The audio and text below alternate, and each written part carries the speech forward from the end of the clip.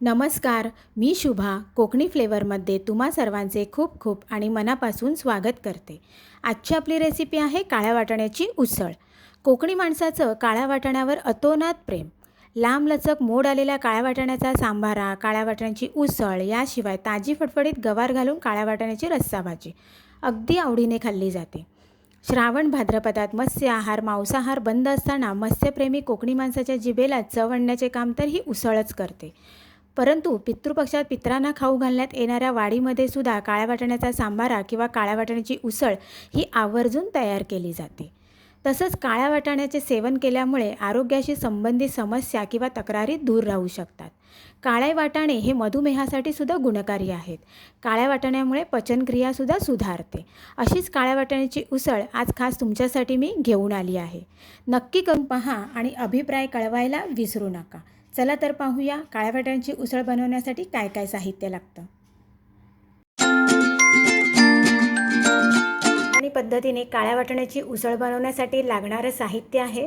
इथे मी काळा वाटाणा भिजवून ठेवला होता, रात्री भिजत घातला होता आणि सकाळी मी तो स्वच्छ धुवून वगैरे घेतला आणि उकडून घेतलेला आहे। त्यानंतर इथे आहे हे कांदा खोबऱ्याचं वाटण आहे। कांदा खोबरा आणि काही गरम मसाले यामध्ये टाकलेले आहेत। इथे मी काही सुके मसाले घेतलेले आहेत। इकडे आहे कांदा, टोमॅटो, आलं लसूणची पेस्ट घेतली आहे। त्यानंतर इथे आहे हळद, धना जिरा पावडर, ही काश्मीरी मिरची पावडर आहे, ही कलरसाठी मी वापरते। हा मालवणी मसाला आहे, मीठ आणि गरम मसाला आणि लागणार आहे आपल्याला तेल। चला बघूया आपण काळ्या वाटाण्याची उसळ कशी तयार करायची। इथे मी कढई ठेवली आहे गॅसवरती गरम होण्यासाठी। कढई गरम झाली आहे, मी त्यामध्ये तेल घालून घेते। गरम झालेल्या तेलामध्ये मी कांदा घालून घेते।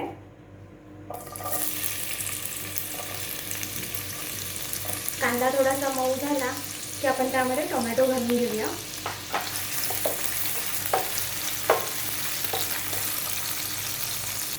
कांदा थोडा मऊ झाला आहे, त्यामध्ये मी थोडे आले लसूणची पेस्ट घालून घेते।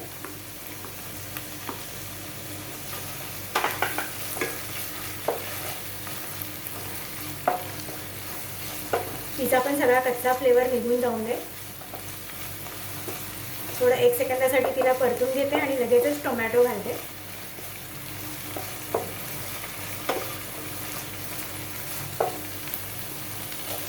आता आपण त्यामध्ये टोमॅटो घालून घेऊया।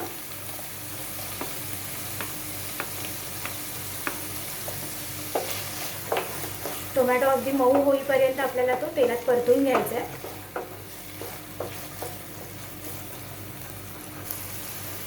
कांदा पण आपला, टोमॅटो सगळं आपलं व्यवस्थित नरम झालं आहे, मऊसर पडलेलं आहे। आता आपण त्यामध्ये सगळे मसाले घालून घेऊया। जे सुके मसाले आपण घेतलेले आहेत, हळद, धना जिरा पावडर घेतली आहे, गरम मसाला, त्यानंतर लाल मसाला घेतला आहे, आपण मालवणी मसाला घेतला आहे, ते सगळे आपण एकत्र करून घेऊया आणि ते सुद्धा आपण व्यवस्थित फ्राय करायचे। त्याचा सगळ्याचा फ्लेवर मस्त आपला उतरेल तोपर्यंत आपल्याला ते सगळे फ्राय करून घ्यायचे।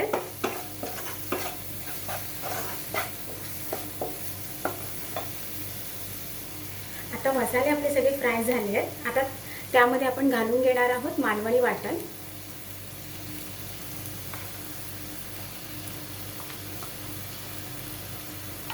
आणि ते सुद्धा आपण ह्यामध्ये व्यवस्थित मिक्स करून घेणार आहोत। अगदी छान त्याला बाजूला तरी सुटेल इथपर्यंत ते छान तेलामध्ये परतून घ्यायचे।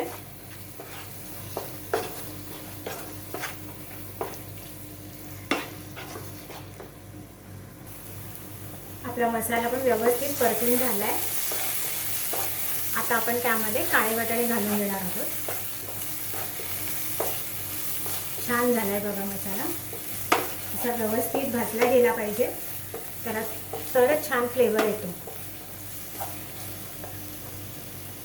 आता आपण जे हे उकडून घेतलेले जे काळे वाटाणे आहेत ते सुद्धा यामध्ये घालून घेऊया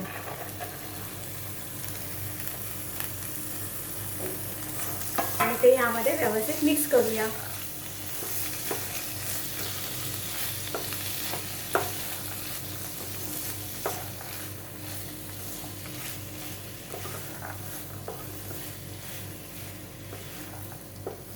मी यामध्ये अजून पाणी घातलेलं नाही आहे. पाणी घालायच्या अगोदर मी एक वाफ काढून घेते. एक 2 मिनिटासाठी झाकण लावून ठेवते.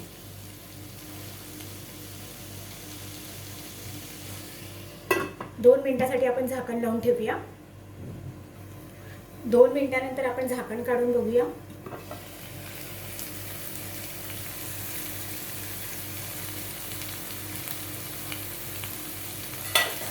आता आपण यामध्ये थोडे पाणी घालून घेऊया, म्हणजे सगळे मसाले आणि वाटाणा एकजीव होतील.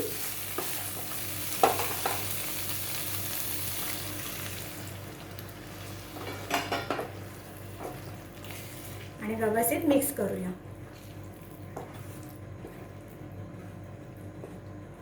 आणि एक 12 ते 13 मिनिटासाठी ह्याला झाकण लावून ठेवूया. त्यानंतर आपली भाजी तयार होईल. 12 मिनिटं झाली आहेत. आता आपण झाकण काढून बघूया.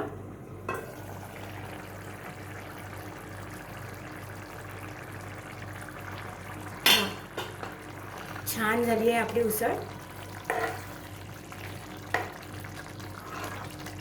मी आता गॅस बंद करून घेते. उसळ तयार झाली आहे. आणि आपण सर्व करून बघूया. शरीराच्या योग्य वाढीसाठी आहारात सकस आणि पौष्टिक पदार्थांचा समावेश करणं गरजेचंच आहे. त्यामुळे रोजच्या जेवणात पालेभाज्या किंवा कडधान्य याचा समावेश आवर्जून करायला हवा.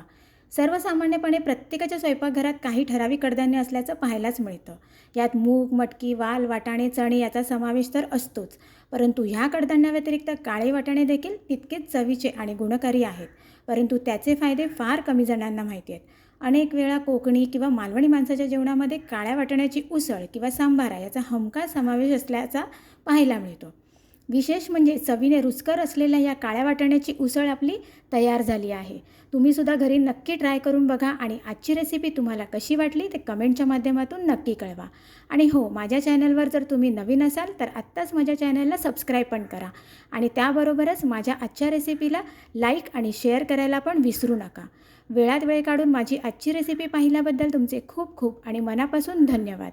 आता पुन्हा भेटूया अशाच एका छानशा रेसिपीसोबत. तोपर्यंत मस्त राहा, स्वस्त राहा, आनंदात राहा आणि हो, महत्त्वाचं म्हणजे खात राहा.